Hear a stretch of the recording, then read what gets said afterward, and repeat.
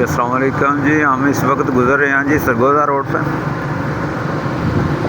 तकरीबन बारिश ख़त्म हुआ, तकरीबन 2 घंटे का वक्फा हो चुका है, लेकिन सरगोदा रोड नदी का समा पेश कर रहा है। ये देख लें,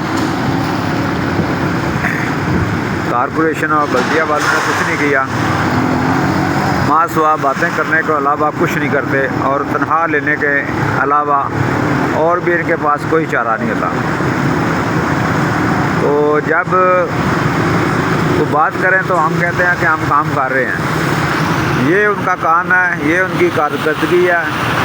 मैं ख़ास करके सीओ साहब से गुजारिश करता हूँ कि कम से कम शहर की सफाई पर तवज्जो दें और पानी की निकासी पर तवज्जो दें, ताकि हर आदमी को सहूलत मुयसर हो। ये दोस्त कह रहे हैं दरियाए चनाब, ये दरियाए चनाब का समा पेश कर रहे हैं। ये दुकानें भी बंद हैं अभी तक। तो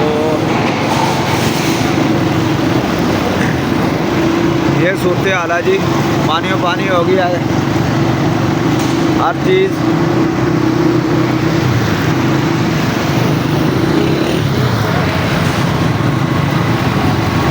ये सरगोदा रोड